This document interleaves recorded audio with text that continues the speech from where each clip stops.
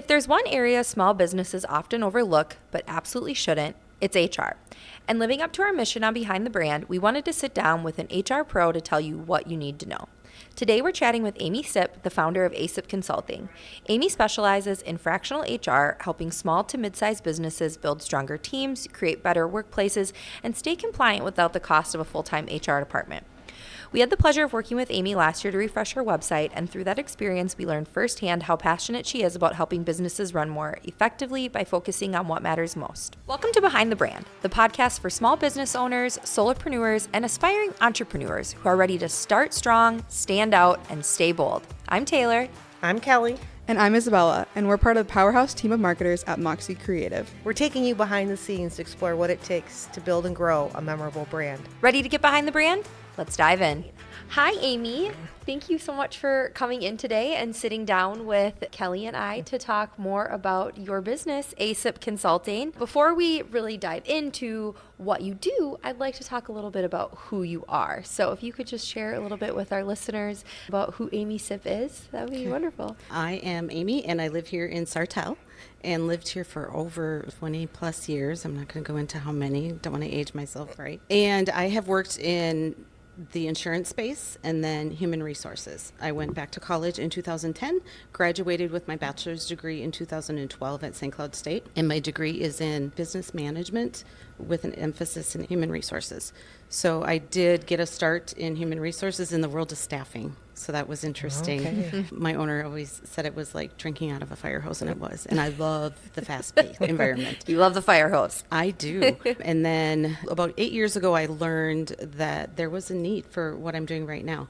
I realized that business owners have a need for human resources on a part-time basis, but not quite full-time. So hence the word fractional came about. Yeah, wonderful. So you touched a little bit on your career journey. You mentioned that you went back to school a little bit later in life. How do you feel like that impacted, where you are now? Well, I knew I had to have that foundation in the principles of business.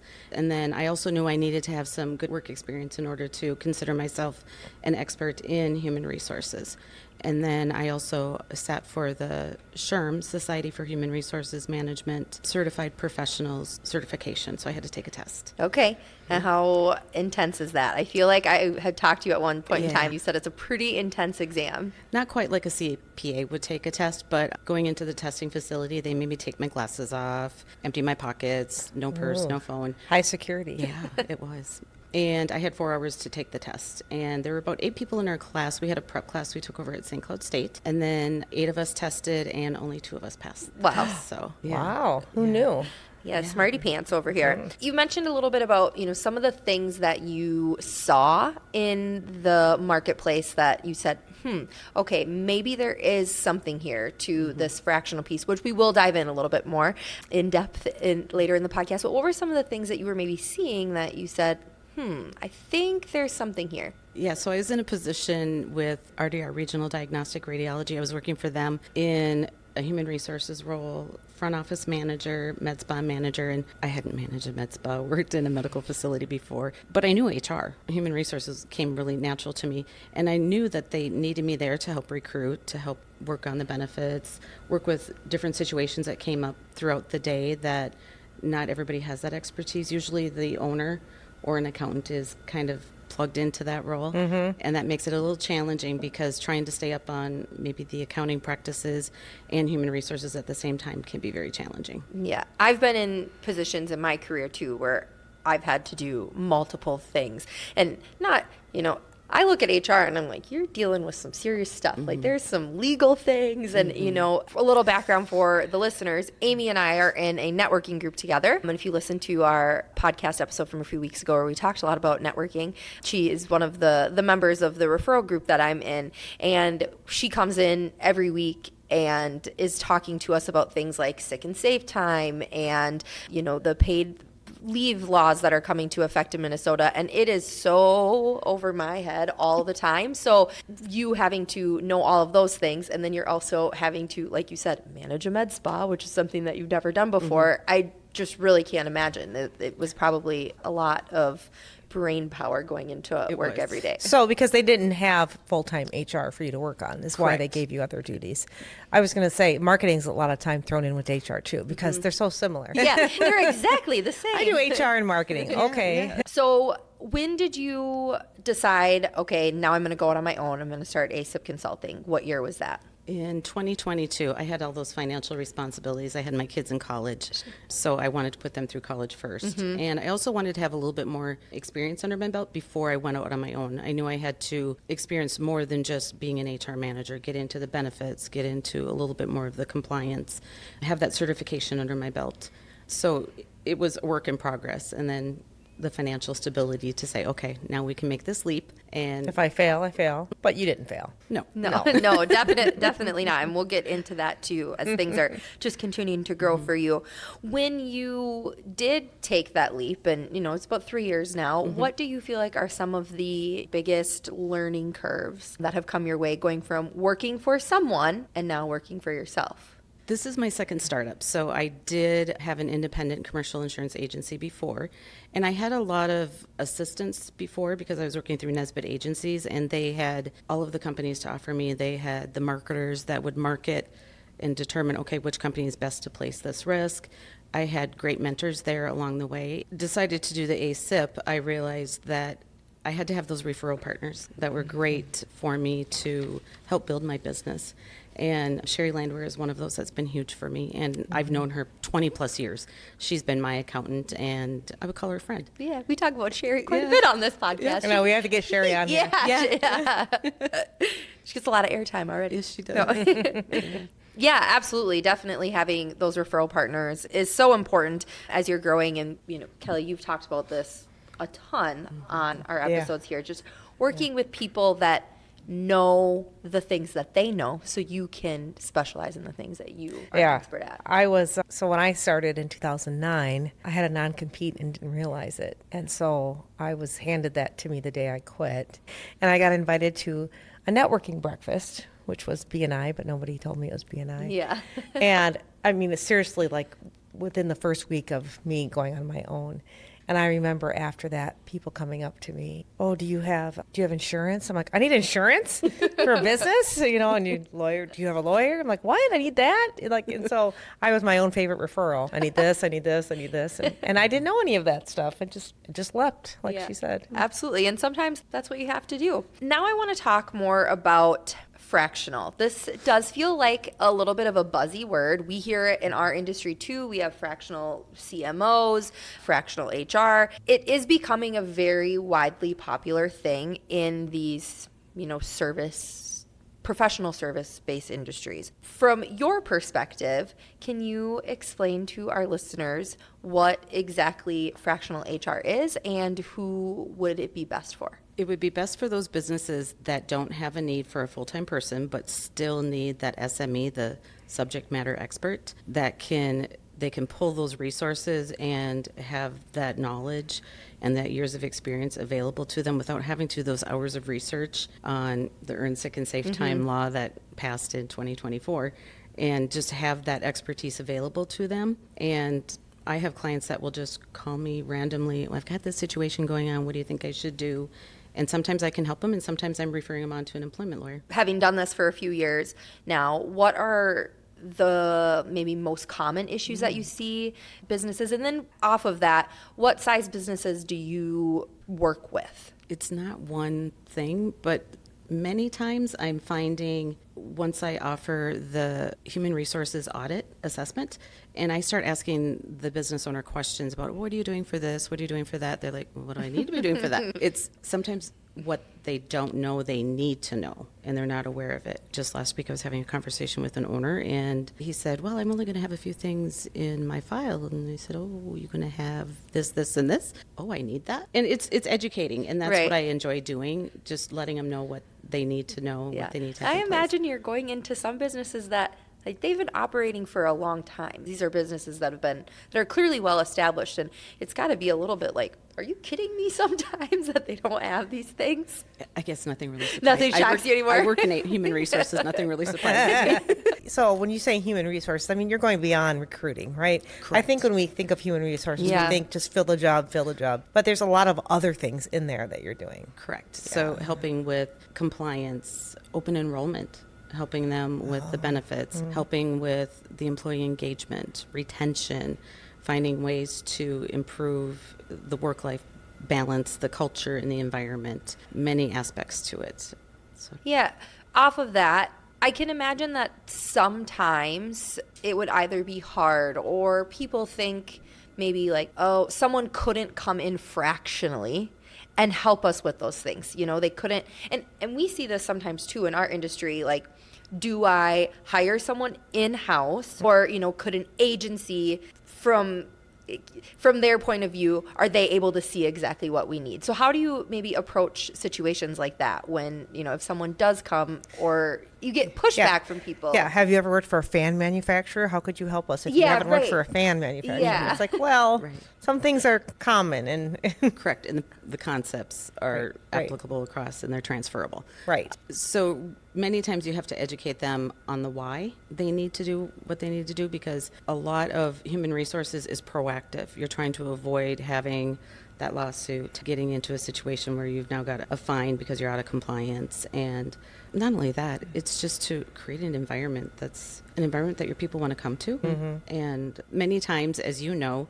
when budgets are cut, marketing is cut, human resources is cut. Those are the first two that Until go. they need more employees, and then all of a sudden they want. Yeah. Correct. to Or recruit they like need that. more revenue, more sales. Right. They're calling you. And Everything goes hand in hand, right? You need to have strong sales, strong marketing, strong HR, all of these things to have a well-rounded business. They don't really just work without the other. Can I ask Amy a question? Of course you can. Okay, so we're relating her business to our business and fractional and what I would call outsourcing type of a thing. So when I see the word fractional, like if someone's a fractional marketing officer or whatever, I think that they come in and maybe they work 20 hours a week at this business and 20 hours a week at another business. So they're kind of like a half-time employee or a part-time employee. Or do you do like what we do? Like you could call up and work on a project with many different clients like we do, like an hour or whatever.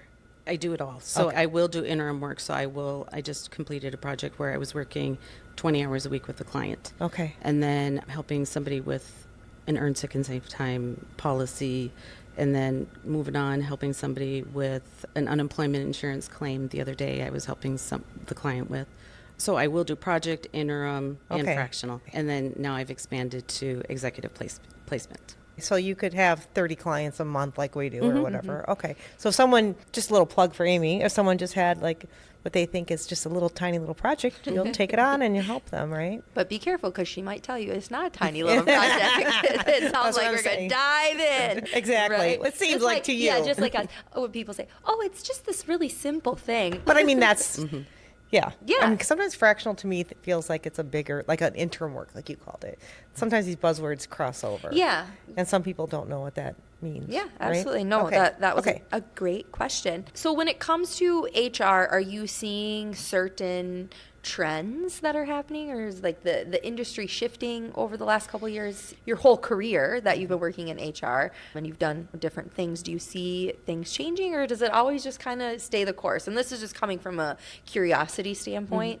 From a legal standpoint, since we're in the current political climate we're in Minnesota, we're seeing the laws changing where in the past it used to be a small business exclusion. So as a small business, sometimes under 50 in the world of human resources, if you're not subject to the federal laws of the paid family and medical leave, that's usually the head count that I work with is under the 50 count. Now we're seeing with the Earn Sick and Safe Time law and the upcoming paid family and medical leave law, if you have one or more employee, you're going to be subject to those laws. So many times the businesses don't even know that they need to be following these laws because they think, oh, that's for bigger business. Right. How have you managed that, Kelly, being, a business owner? What has that looked like for you?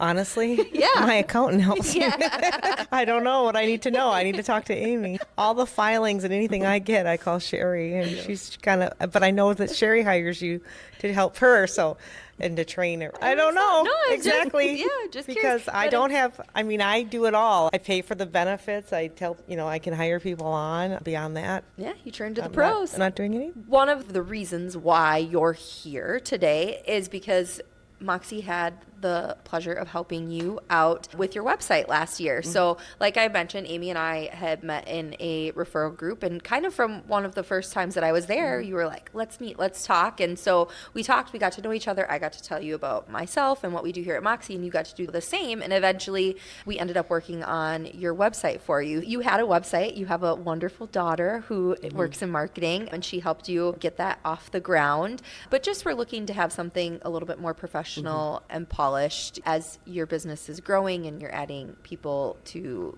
be contract workers for you and new services. And so there was very much a need. How do you feel about, your online presence since doing the website? I will say it's much more professional, and that's the image I was trying to portray. And my daughter didn't have that experience like you had. And that was one thing you brought to the website, was what you needed to present and keeping consistent with my brand. Yeah, absolutely. You have a fun brand. You're in your ASIP orange. I always love that whenever Amy shows up to professional things when she, is out for the ASIP brand. She is wearing orange of some sort, and it's so fun. But she looks good in orange. I know she her does. face It's a is- hard her color. Face looks good. Yeah, Yeah. it's not a common logo color. No, it's not. No, it's not. To be honest, it was one thing that we struggled with a little bit, trying to find colors that would work well with it. I think we tried something and you were like, maybe that's not it. And so we reverted back to, I think she's wearing tangerine. yeah, I think that's what. tangerine, Yeah, that's got a little pink in it. I like it. yeah. And that is something that we also welcome and want from our clients. We've talked a lot about what you do, what you can provide for your business, but one of the things that you just talked about was your executive placement, which is a new service. So that comes with growth, right? Being able to offer something new to your current clients or potential clients. And we've talked a lot about growth on our podcast. We had an episode specifically on that. So what does that look like for you when you are getting to a point of trying to decide, do I add a new service? How can I take that on? And, how will that change my business and the services that I'm already providing for my clients? The executive placement was just a complimentary service, and it already fits in with human resources because it's part of that recruiting process. And I have just enjoyed making the match with people, even if I'm doing it sometimes where I'm not charging a fee. I'm many times just telling people, oh, I see a job posting here, and connecting them. And that's something I've always enjoyed doing. So it's stretching me, which is good, because if you don't stretch, you don't grow. And I've hired a mentor to help me develop a process as Okay. I'm navigating that space.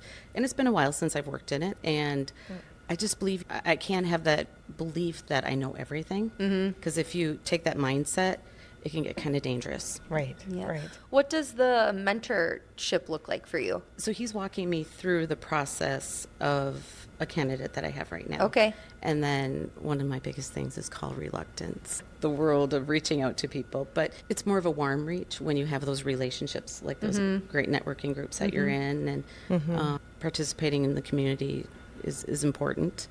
And yeah, reaching out to those people, and it's just kind of like having a conversation with those people versus selling. Right. So are you doing it on both sides? Are you looking for executives for businesses, or you have, oh, hey, I met this person, I'm trying to find them a job? I do both. So Okay. if a company comes to me and says, I need a purple unicorn, then I'm out looking for that purple unicorn. Okay. Reaching out to people in my network and saying, hey, have you heard of this company? They're looking for somebody to do X, Y, and Z. Okay. Yeah. But if, let's say, I want to ditch Moxie and I'm looking for another job, would you help? Like, don't would joke you, around. Wink, wink. I'm just saying, would you help like headhunt too on the Correct. other side? Okay, cool, Yeah. cool. So I'll help that person find the company and the company find the person. Okay. Yeah, wonderful. Well, you have so many incredible services that you're offering to clients. Do you have a favorite or something that you like to work on particularly? For me, like, I love to write, so I like to do websites. I think she likes to write employee handbooks, probably. Oh, yeah. Honestly, that is one of my least favorite. I know, right? Kind of tedious. But it's essential. Right, Right. You have right. to have that structure, and if you don't have that structure, you can't enforce the rules you've made for your. So you have to I think probably I remember the day I was told I need an employee handbook, and I just don't know where that is, but probably need an updated one. I don't know if I've ever seen one, but I do remember I asked you one time because you were talking about it, like, does every business need that? And you're like, yeah, because imagine if you don't have a handbook and someone comes to you for whatever reason and you just say, okay, now you're fired or whatever, but there's no rules about it. You can get in big trouble for that. Right, yeah, I had a client. Kind of that defaults to the state rules, right, or state laws, kind of. depends sort of. on Okay. what's going to be better for the employee. Sometimes, if the federal's better, then you want to go with the federal. Oh, okay.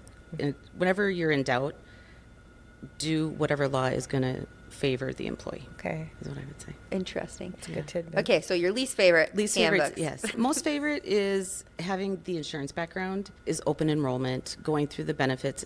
I love educating. If it's either educating the business owner or educating the employees on what they have for benefit. I think it's really important because if you don't know what you have, Can't take you can't advantage of it. Yeah. utilize it. And Yeah. sometimes if they're not, utilizing their benefits, they're missing out, Yeah, especially when absolutely. a company's paying for it. Right, Do you definitely. often consult with employers and maybe recommending that they offer different benefits for retention and yeah, sometimes Yeah, they taking a don't. look at and just doing a poll of what your employers are saying and looking at your demographics of your people. Because someone like me might not want a daycare reimbursement account because I'm past that point. My kids are out of house and Right. I have no need for it. Right. So yeah, it depends. But someone like me would really like that, Kelly. I'm just kidding. Kind of. Okay. Do you have No, any- you just work at home with the kids. Yeah, right. Exactly. Do you have any other questions that you No, want to ask Amy? I know. I'm thinking we need a follow-up appointment. Yeah, perhaps. right. Yeah, exactly.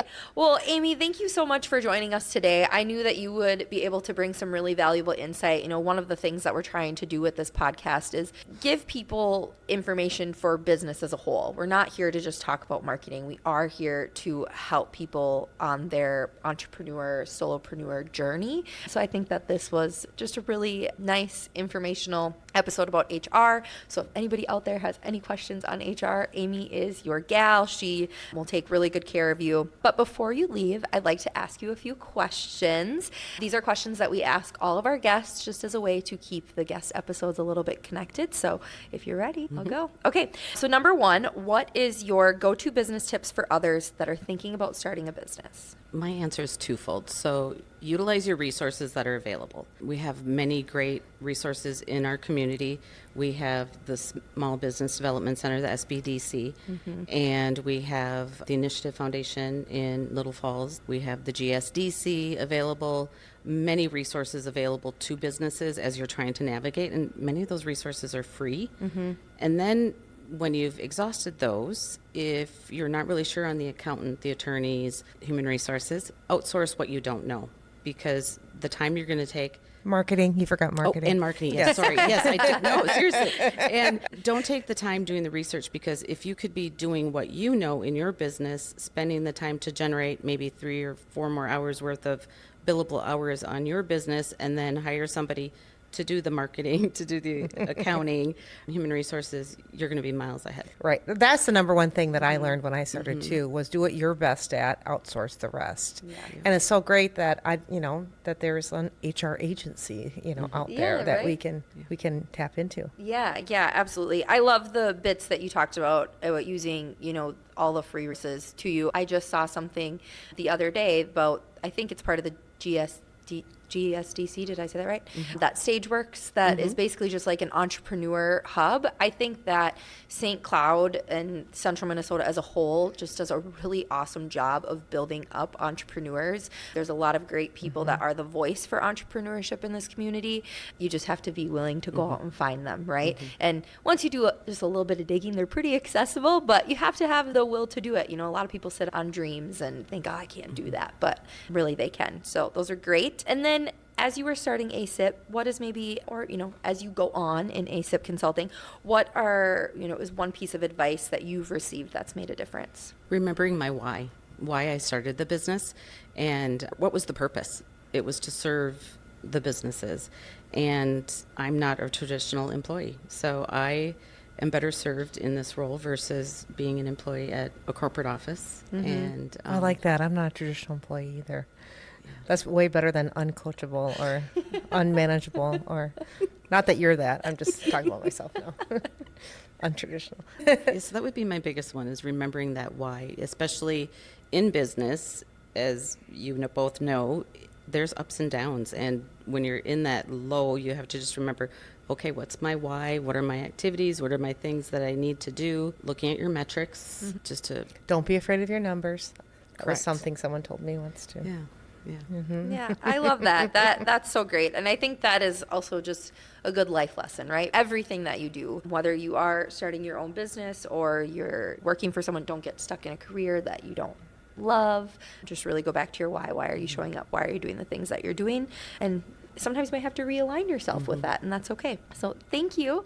All right, for anybody that is out there listening, this is your reminder that if you have been handling HR off the side of your desk or wondering when to bring in help, this could be your sign. Fractional HR could be the strategic support you didn't know you needed, especially if you want your business to grow the right way. Thanks, Amy. Wonderful. Thanks, Amy. Thanks for tuning in to this week's episode of Behind the Brand. If you like this episode, share it with a friend. If you didn't, share it with an enemy. To keep up with us, follow along on our socials. Links are in the show notes below.